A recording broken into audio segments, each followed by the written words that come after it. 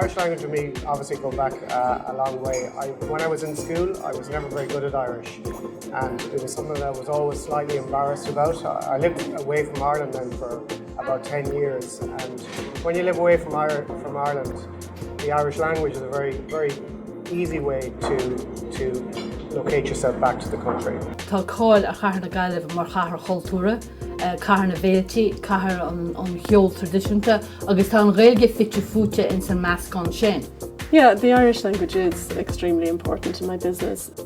It's part of our work every day. I mean, our label carries through with Misha and Tussa on every piece that we make, and we're very proud of the All-Roon logo on the bags and that it's Irish and made in Ireland and homegrown.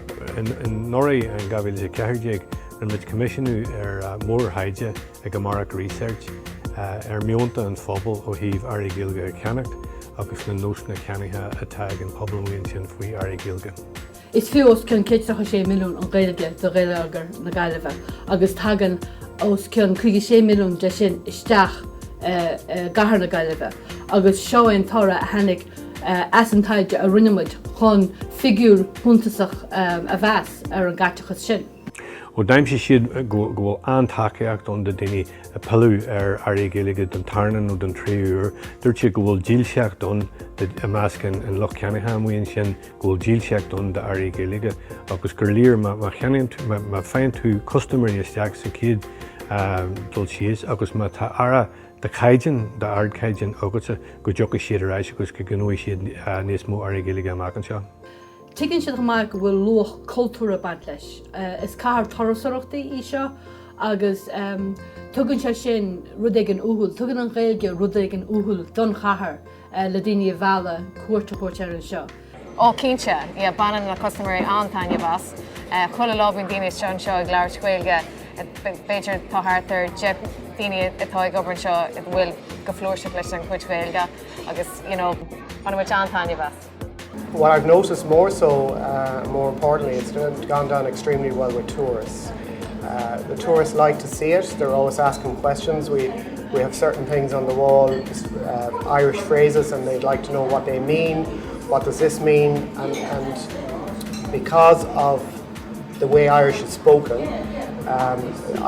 they always get a lot out of that. When I explain what a certain phrase means, they go away happy, and it's a better experience as a result of that. Having Ghaeilge in the shop has definitely helped.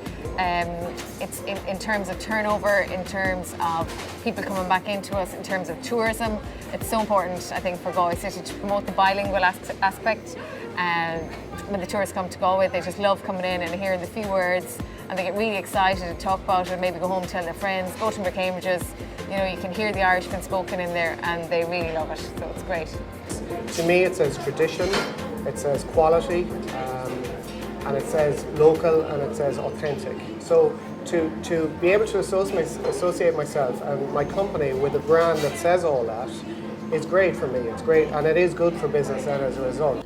Branní ar Ghaillimh agus an chuig go bhfuil siad na gúsáid antanga leis an gCathair a dhéanamh níos cultúra na mar atá sí, le níos mó torasóirí a bhealú, ban tríalas. Mar déanamh an seo an Ghaillimh, give it a go. Dionú tú gnó as níl aon cheist faoi sin, tá sé sin cruthaí agan an Ghaillimh.